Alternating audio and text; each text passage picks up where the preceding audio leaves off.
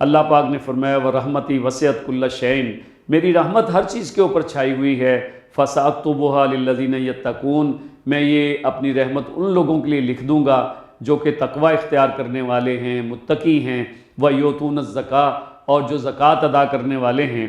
اور فرمایا وانفقوا فی سبیل اللہ ولا تلقوا بایدیکم الی التہلکہ، کہ اللہ کی راہ میں خرچ کرو، اور ولا تلقوا بایدیکم الی التہلکہ، اور اپنے ہاتھوں سے اپنے آپ کو ہلاکت کے اندر نہ ڈالو۔ گویا اللہ کی راہ میں خرچ کرنا بندے کو امن عطا فرمائے گا، اللہ کی خوشنودی اس کے نتیجے میں جو ہے وہ بندے کو حاصل ہوتی ہے۔ اور اس کے ساتھ ساتھ جو بھی اللہ کی راہ میں خرچ کیا جائے، اللہ تعالیٰ اس کو اپنے ذمے قرض جو ہے وہ قرار دیتے ہیں،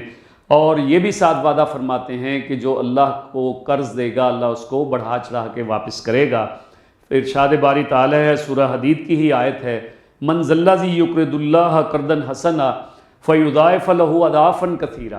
کون ہے جو اللہ کو قرض حسن دے اور اللہ اس کو بڑھا چڑھا کے تمہیں جو ہے وہ واپس کرے، وَلَهُ أَجْرٌ کریم، اور اس کے لیے بہت ہی اچھا اجر جو ہے اللہ پاک نے تیار کر رکھا ہے ایسے لوگوں کے لیے جو اللہ کی راہ کے اندر خرچ کرنے والے ہیں۔ گویا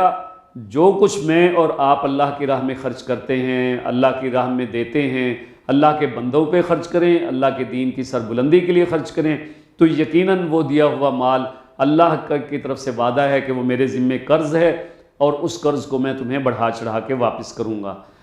اور ارشاد باری تعالیٰ ہے، سورہ توبہ ہی کی آیت ہے، فرمایا وَأَنفِقُوا مِمَّا رَزَقْنَاكُم مِّن قَبْلِ أَن يَأْتِيَ أَحَدَكُمُ الْمَوْتُ، کہ اللہ کی راہ میں خرچ کرو اس رزق میں سے جو ہم نے تمہیں دیا ہے۔ یقیناً یہ رزق جو مال ہے یہ میرے اور آپ کے پاس یہ اللہ پاک کی امانت ہے، اور اللہ پاک نے اس کے اوپر ہمیں استخلاف جو ہے وہ عطا فرمایا ہے، ہمیں اس کے اوپر خلیفہ بنایا ہے۔ یقیناً مال دیا ہوا اللہ کا ہے، اور اللہ پاک کی طرف سے مطالبہ بھی یہی ہے کہ جو مال میں نے تمہیں بطور رزق عطا کیا ہے اس میں سے خرچ کر لو، من قبل ان یاتی احدکم الموت، اس سے پہلے تم میں سے کسی کو موت آئے، اس موت کے آنے سے پہلے پہلے اللہ کی راہ میں خرچ جو ہے وہ کر لو، اور اپنا مال جو ہے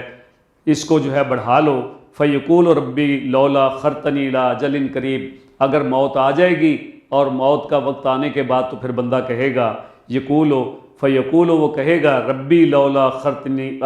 الی اجل قریب، اے اللہ اگر تو مجھے تھوڑی سی مہلت دے دے، فاصدق واکن من الصالحین، تو میں تیری راہ میں صدقہ کروں اور نیک لوگوں میں سے ہو جاؤں۔ لیکن اس وقت اس کے کہنے کا کوئی فائدہ نہیں ہوگا، اس لیے کہ دارالعمل یہ دنیا ہے، دارالعمل یہ دنیا ہے، اس میں عمل کر لیں گے، لیکن جب موت کا وقت شروع ہو جائے گا